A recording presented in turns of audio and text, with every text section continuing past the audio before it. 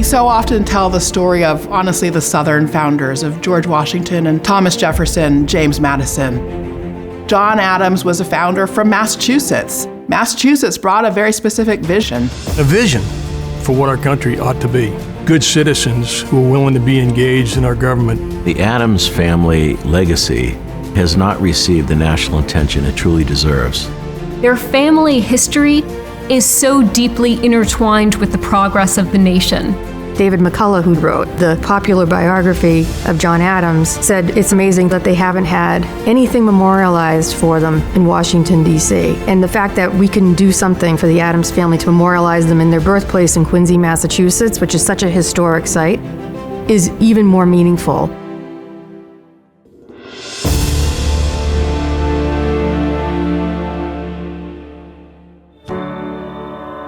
The Adams Presidential Center will be a cutting-edge museum and presidential library, engaging visitors through immersive spaces and interactive digital content.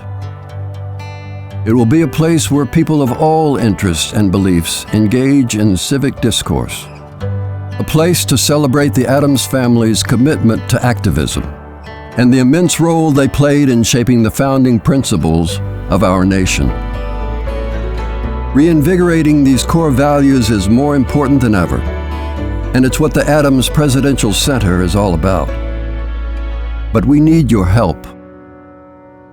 For Americans, knowing what was happening at the founding is crucial. Without John Adams, in my view, there was no United States of America. John Adams rises certainly to the top of the list of individuals whose ideas actually animated our country and provided the foundation for this experiment in democracy. John Adams was absolutely one of the fundamental shapers of the Declaration of Independence. Thomas Jefferson walked away with the credit because he put it on his tombstone, author, Declaration of Independence. But John Adams was the true motive force for the Declaration throughout 1775 and 1776. In 1776, Abigail Adams writes probably one of the most famous letters in American history. And in it, she says, if you're going to declare an independency and having new codes of laws, please remember the ladies. She warned him that the day would come when women would foment for voice and representation. You read their letters, and the back and forth is extraordinary. She is always asking deep and probing questions about what a free society should be. John Quincy Adams is a very interesting figure.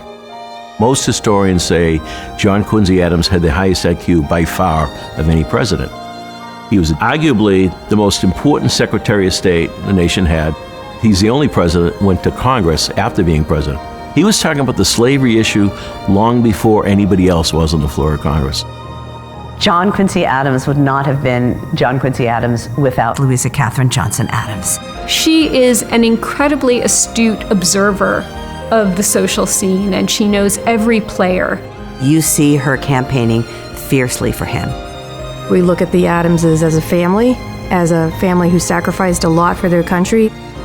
A devotion to civil service, public education, international diplomacy, the rule of law, and civic discourse.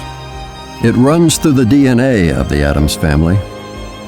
These values will also be at the core of the Adams Presidential Center, which will become a national forum for participation, exchange, and dialogue. The Adams Presidential Center isn't about just a building. There will be a beautiful building, but it's really about a place where people can come and take inspiration from the Adamses' story. It will be a place where people are asked not only to take inspiration, but to think about and embrace their own responsibilities as participants in a free constitutional democracy.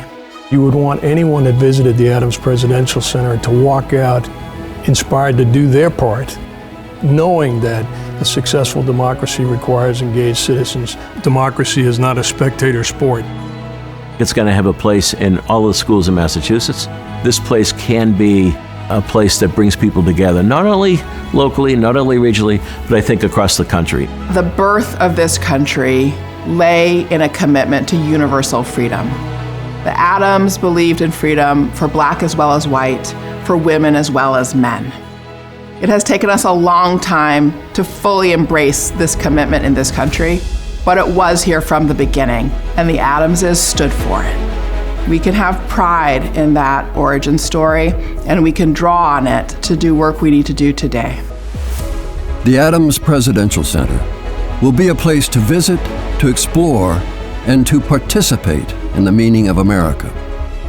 Join us to rediscover our history and to inspire our next generation of leaders. The center will transform how you see our city, our state, and our nation.